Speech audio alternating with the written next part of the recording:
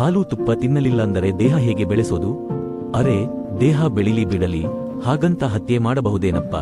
ಹಾಳಾಗಿ ಹೋಗಲಿ ಶರೀರ, ಯಾವುದು ಹತ್ಯೆ ಮಾಡಿ ಬೆಳೆಯುತ್ತದೆ?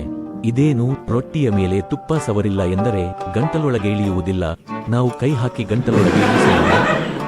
ಕೃಷ್ಣರು ಹಾಲು ತುಪ್ಪ ತಿನ್ನುತ್ತಿದ್ದರು, ಚಹಾ ಕೂಡ ಕುಡಿಯುತ್ತಿದ್ದರ? ಚಹಾವನ್ನಂತೂ ಆಂಗ್ಲರು ಕುಡಿಯುತ್ತಿದ್ದರು. ಒಂದು ಕೆಲಸ ಮಾಡಿ, ಹಾಗಾದರೆ ಚಹಾ ಬಿಡಿ, ಹಾಲು ತುಪ್ಪ ತಿನ್ನಿ. ಮತ್ತೆ ಯಾವ ತರ್ಕ? ಅಂದರೆ ಎಲ್ಲಿ ಯಾವ ತರ್ಕ ಫಿಟ್ ಆಗುತ್ತೋ ಸೇರಿಸಿ ಬಿಡೋದು. ಹಾಲು ತುಪ್ಪದ ಮಾತು ಬರುತ್ತಿದ್ದಂತೆ ಇವರಿಗೆ ಕೃಷ್ಣ ಪ್ರಿಯರಾಗುತ್ತಾರೆ. ನಾನು ಹೇಳುತ್ತೇನೆ, ಅರೆ ಗೀತೆ ಮೇಲೆ ಪ್ರೇಮ, ಕೂಡಿ ಗೀತಾ ಓದೋಣ, ಎದ್ದು ಬಿದ್ದು ಓಡುತ್ತಾರೆ. ಯಾವಾಗ ಗೀತೆಯ ಮಾತು ಬರುತ್ತದೆ ಥಟ್ಟನೆ ಓಡುತ್ತೀರಿ. ಯಾವಾಗ ಹಾಲು ತುಪ್ಪದ ಮಾತು ಬರುತ್ತದೆ ಕೃಷ್ಣರ ಮೇಲೆ ಪ್ರೀತಿ ಬೆಳೆಯುತ್ತೆ. ಮತ್ತು ನಿಮಗೆ ಅದೇ ತಿನ್ನುವುದಿದ್ದರೆ ಕೃಷ್ಣರು ತಿನ್ನುತ್ತಿದ್ದದ್ದನ್ನು ಚಹಾ ನಿಲ್ಲಿಸಿ.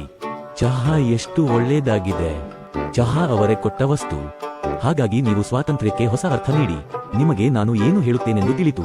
ಆಗಸ್ಟ್ 15ರಂದು ಚಹಾದಿಂದ ಸ್ವಾತಂತ್ರ್ಯ ಆಂಗ್ಲರು ನೀಡಿದ್ದು ಯಾಕೆ ಇಟ್ಟುಕೊಳ್ಳಬೇಕು?